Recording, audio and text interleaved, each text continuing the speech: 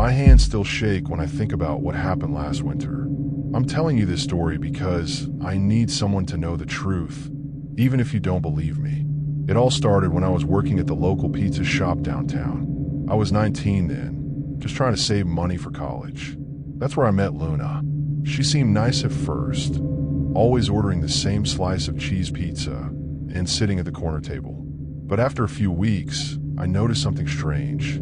She would come in every single day, right when my shift started at 4 o'clock. At first, I thought it was just a coincidence. Maybe she got off work around that time too. But then I realized she never actually ate much of her pizza.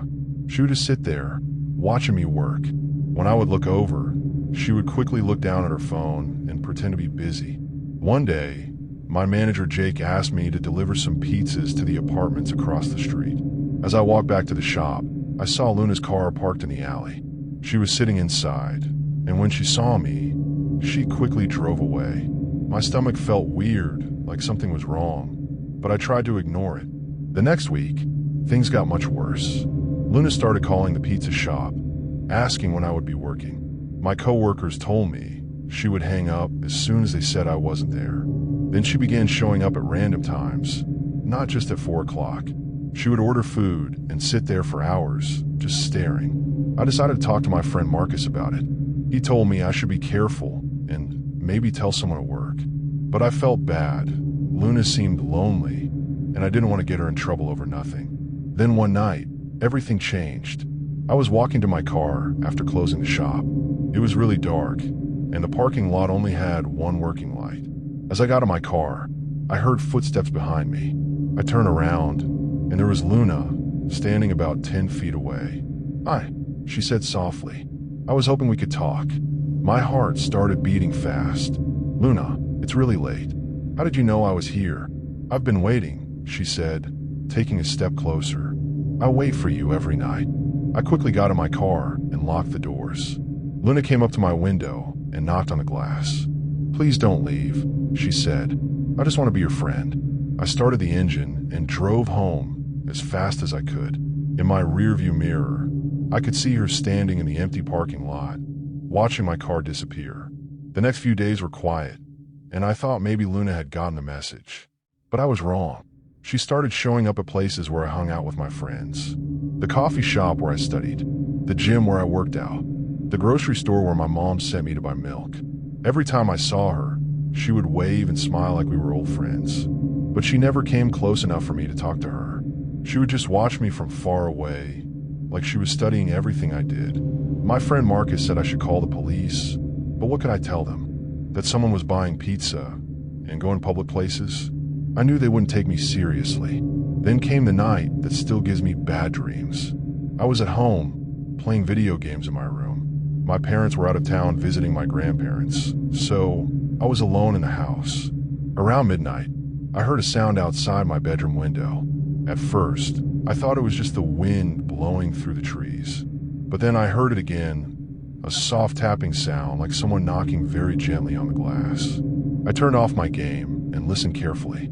The tapping came again, followed by a whisper, "I know you're awake." My blood turned cold. I knew that voice. It was Luna. I grabbed my phone and called Marcus, but he didn't answer.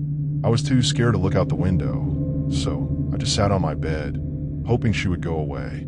But the tapping continued, getting louder and more impatient. Then I heard another sound that made my heart stop, the back door of our house opening. I had forgotten to lock it when I came home from work. I could hear footsteps downstairs, moving slowly through her kitchen. Luna was inside my house. I quickly locked my bedroom door and called 911. "Someone broke into my house," I whispered to the operator. "They're downstairs right now. Stay on the line," the operator said. "Officers are on their way." The footsteps were coming up the stairs now. I could hear Luna calling my name softly, like she was singing a lullaby. "I just want to talk to you," she said. "Why are you hiding from me?" She tried to open my bedroom door, but it was locked. Then she started knocking, the same gentle tapping I had heard at my window. "I brought you something," she said through the door. "A present to show you how much I care about you." I was shaking so hard I could barely hold my phone. The police operator kept telling me to stay calm, that help was almost there. Then I heard the most frightening sound of all. Luna had stopped knocking. The house was completely quiet. After what felt like hours, I heard sirens outside. The police found Luna hiding in our basement. She had been there for over an hour, just waiting. In her backpack, they found pictures of me that she had taken without my knowledge. Pictures of me at work, at the gym, walking to my car. Some of them were taken through my bedroom window. Luna was arrested that night, but she was released the next day. The police said they couldn't charge her with much because she hadn't actually hurt me. I moved to a different town after that. I don't work at pizza shops anymore. Sometimes I still check my windows at night, just to make sure no one is watching. The worst part is knowing that Luna is still out there somewhere, and I'll never know if she's moved on or if she's still waiting for me in the shadows. I never thought a piece of paper could make me pack up and move to another state, but here I am, 3 cities later, still looking over my shoulder. It all started with a girl named Violet. I met her at the bookstore where I worked on weekends. She would come in every Saturday morning and spend hours reading in the poetry section. She had this way of talking about books like they were old friends, and I found that really interesting. When Violet asked me out for coffee, I said yes. For the first few months, dating her felt like being in a movie. She would leave little drawings in my textbooks and surprise me with my favorite snacks. She remembered everything I told her, even small things like how I liked my coffee or which songs made me happy. But Violet was also very intense about everything. If I was late meeting her, she would get really upset and start crying. If I talked to other people at school, she would ask a million questions about what we talked about. She wanted to spend every free moment together. And when I said I needed time with my friends, she would get quiet and sad. My roommate, Chris, started noticing how controlling Violet was getting. She calls you like 10 times a day, he would say. That's not normal. But I made excuses for her. I thought she just cared about me a lot, and I didn't want to hurt her feelings. The worst part was how jealous Violet got about everything. If I liked someone's photo online, she would get mad and accuse me of not loving her enough. If I mentioned a girl from one of my classes, Violet would ask if I thought she was prettier than her. One day, Violet showed up at my job without telling me. She said she just wanted to bring me lunch, but I could tell she was checking to see if I was really working. That's when I realized things had gone too far. I broke up with Violet on a Thursday after class. I told her that I needed space and that we weren't good together anymore. She didn't cry or yell like I expected. Instead, she just stared at me with this strange look on her face. "You think you can just forget about me," she said quietly. "But you can't. I won't let you." Those words made me feel cold inside, but I thought she was just upset and would get over it soon. I blocked Violet's phone number and unfriended her on social media. For about 2 weeks, everything was quiet. I started hanging out with my friends again and felt like I could breathe normally. Then I found the first note. It was slipped into my apartment door one morning. There was no envelope, just a piece of paper folded in half. In Violet's handwriting, it said, "I miss the way you laugh at movies. You always cover your mouth when you think something is really funny." The note made me feel sick to my stomach. How long had Violet been watching me so closely that she noticed things I didn't even know I did? I threw the note away and tried to forget about it. But 3 days later, there was another one. This time it was stuck to my car windshield. It said, "You bought new shoes yesterday. The black ones from the store downtown. They look good on you."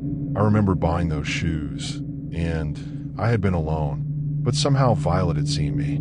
I looked around the parking lot, but she was nowhere to be found. The notes kept coming. Sometimes they would be taped to my locker at school. Sometimes they would be left on the counter at the bookstore where I worked. Each note mentioned something specific about what I had done or where I had been. One note said, "You stayed up late studying chemistry on Tuesday.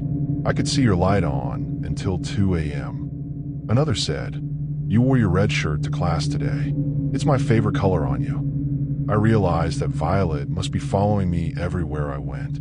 She was watching my apartment, my job, and my school. The thought of her hiding somewhere nearby, taking notes about my life, made me feel scared and angry. I tried talking to the police, but they said they couldn't do anything unless Violet threatened me or broke the law. "She's just leaving notes," the officer said. "That's not really a crime." But I knew Violet was dangerous. The notes were getting more detailed and personal. One said, You looked sad when you were eating lunch alone yesterday. I wanted to come sit with you, but I know you're not ready to see me yet. I decided I had to get away from Violet completely. I applied to transfer to a college in another state and got accepted. I didn't tell anyone except my parents and Chris where I was going. I packed my things and left without saying goodbye to anyone else. For a few months, I felt safe in my new city. I made new friends and started dating someone new. I thought I had finally escaped from Violet's watching eyes. But then I found a note in my new apartment mailbox. It was the same handwriting, the same folded paper. This note said, "Your new apartment is nice. I like the blue walls in your bedroom. You sleep better here than you did before." My heart started racing. How had Violet found me? I had been so careful not to leave any information about where I was going. I called the police in my new city and tried to explain what was happening. They took a report, but again, they said there wasn't much they could do without proof that Violet was actually there. That night, I barely slept. I kept thinking about the note mentioning my blue bedroom walls.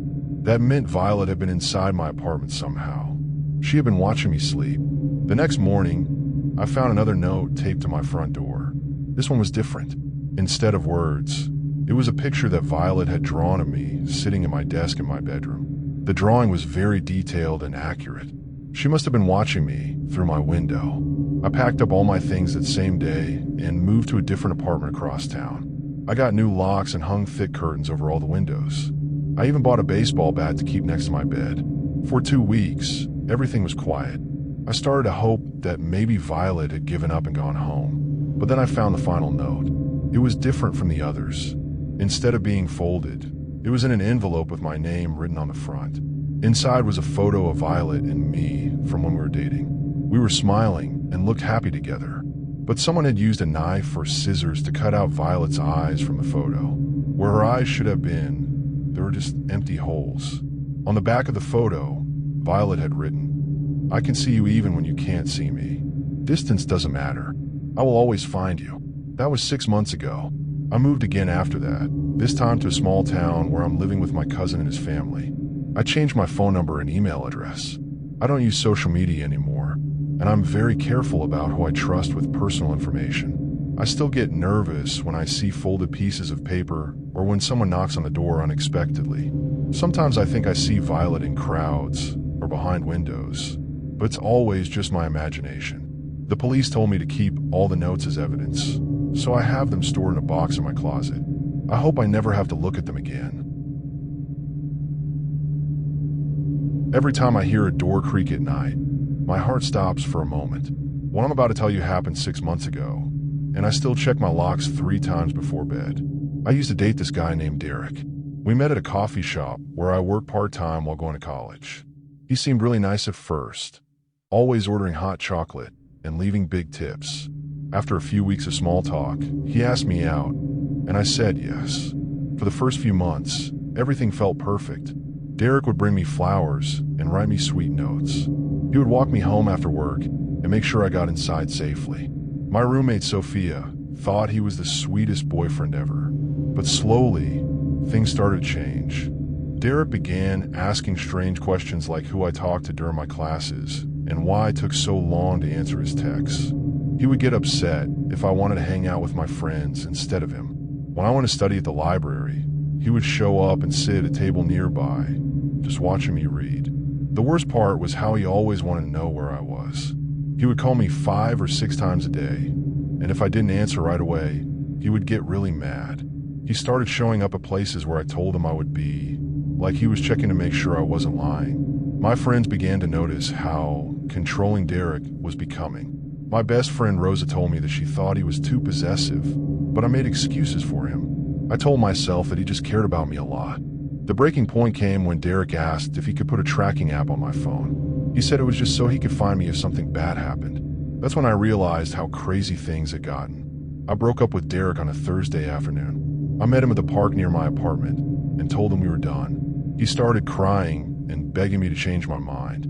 He promised he would be different, but I had already made up my decision. "Please don't do this," he kept saying. "I love you more than anything." I felt bad seeing him so upset, but I knew I was doing the right thing. I walked away and left him sitting on the park bench. For about a week, Derek left me alone. I blocked his phone number and unfriended him on social media. I started to feel normal again. Sophia and I would watch movies and eat pizza, and I remembered what it felt like to relax. But then weird things started happening. I would get text messages from numbers I didn't know. They would say things like, "I miss you," or "Why won't you talk to me?" I knew they were from Derek, but I couldn't prove it. I blocked each new number, but more would appear. One night, I was studying in my bedroom when I heard a noise downstairs. It sounded like someone had opened the front door. Sophia was at her job at the restaurant, so I was alone in our apartment. I sat very still and listened. I could hear footsteps moving around in our kitchen. My heart started beating so fast I thought it might jump out of my chest. I grabbed my phone and texted Sophia. "Are you home? I think someone is in the apartment." She texted back right away, "No, I'm at work until midnight. Call the police." But before I could dial 911, the footsteps started coming up the stairs. I quickly locked my bedroom door and hid in my closet with my phone. The footsteps stopped right outside my room. Then I heard Derek's voice, soft and sad. "I know you're in there. I just want to talk." I was so scared I could barely breathe. How did he get into our apartment? The front door was always locked. Derek tried to open my bedroom door, but it wouldn't move because of the lock. "Please open the door," he said. "I'm not going to hurt you. I just miss you so much." I called 911 from inside the closet and whispered to the operator that someone had broken into my apartment. She told me to stay hidden and that police were on their way. Derek kept talking through the door for what felt like hours. He said he was sorry for being so controlling. He promised he would change if I would just give him another chance. But his voice was getting angrier. "You can't just throw away what we had," he said, starting to sound more upset. "I did everything for you." Then I heard a terrible sound. Derek was trying to break down my bedroom door. The wood was cracking, and I knew he would get in soon. Just when I thought the door would break completely, I heard sirens outside. Derek must have heard them too, because everything went quiet. The police found Derek hiding in our basement. When they searched him, they found a key to our apartment in his pocket. He had made a copy of my key months ago when we were dating, but he never told me. The police also found Derek's phone, which had the app he was using to send me messages from fake numbers. There were dozens of photos of me on his phone that he had taken without me knowing. Pictures of me walking to class, sitting in the coffee shop, even sleeping in my room. Derek was arrested that night. The police told me he had been coming into our apartment for weeks, probably while Sophia and I were at work or school. He knew our schedule and would sneak in a look around and take pictures. I got a restraining order against Derek and Sophia, and I moved to a new apartment across town. We changed all our locks and got a security system with cameras. The scariest part is thinking about all the times Derek was in our apartment without us knowing. He could have been watching me sleep or going through my things. The police said he probably had been planning this for a long time. Derek was sentenced to 6 months in jail and 2 years of probation. But I know that someday he'll be completely free again, and I'll never know if he's still thinking about me. I've learned to trust my feelings when something doesn't seem right. If someone you're dating starts acting too controlling or possessive, don't ignore those warning signs like I did. Now I live by myself in a studio apartment with 3 different locks on the door. I've made new friends who don't know Derek, and I'm careful about who I trust with personal information. Sometimes I still wake up at night thinking I hear footsteps, but I remind myself that I'm safe now. Derek can't hurt me anymore, and I'm stronger because of what I survived. But I'll never forget the feeling of hiding in that closet, listening to someone I once trusted trying to break down my door.